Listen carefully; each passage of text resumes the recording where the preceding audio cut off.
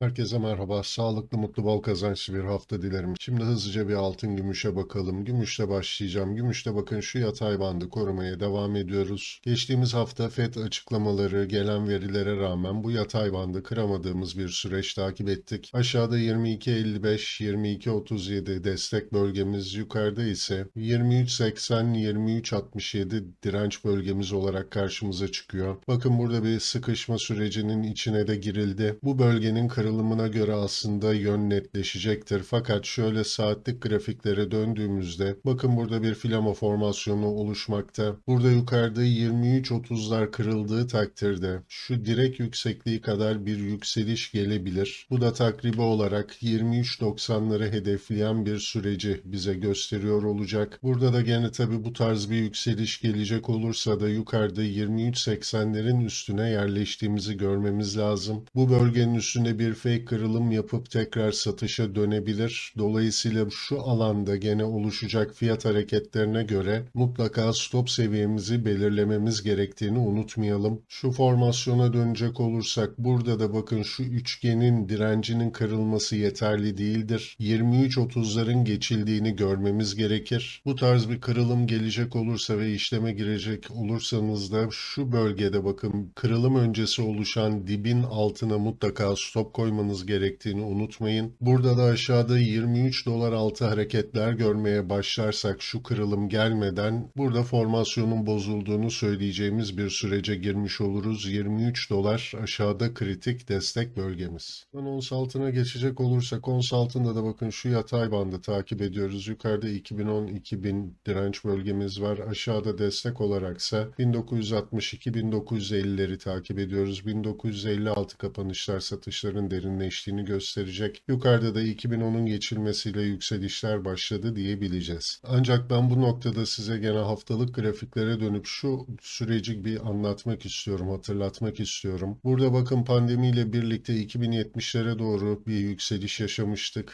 Daha sonra tekrar bir bu bölgeyi test ettik ve çok sert satış aldık geçen yıl. Bu yıl tekrar döndük geldik bu 2080'lerden bir dirençle karşılaşıp satışa döndük. Bakın bu süreçte neler yaşadığımızı bir hatırlayalım. Birincisi bir pandemi süreci yaşandı. Arkasından pandemiden kaynaklı dünyadaki en büyük belki de enflasyon sürecini yaşıyoruz. Hala içindeyiz. Ukrayna-Rusya savaşı çıktı. Bu 3.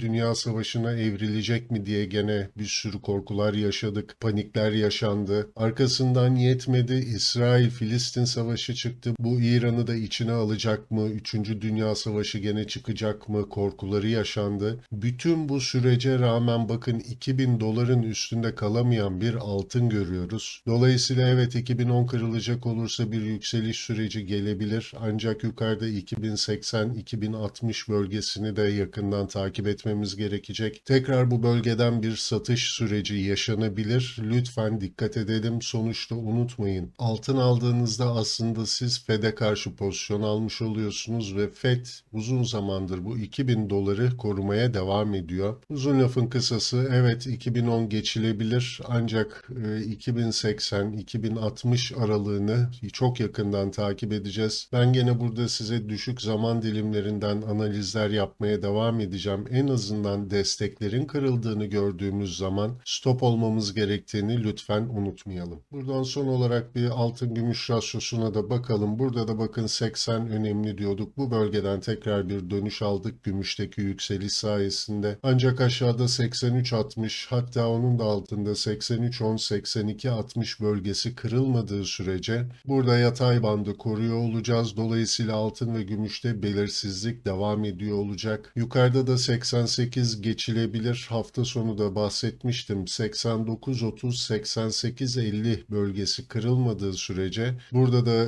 rasyodaki yükseliş bir fake hareket olabilir. 88 üstü hareketler. 89.30 üstünde kalıcı olmaya başladığında altın ve gümüşte ne yazık ki gene satışların derinleştiği bir süreç takip edilir. Evet altın ve gümüşten kısaca bugünlük bu kadar diyelim. Tekrar görüşmek üzere. Hoşça kalın.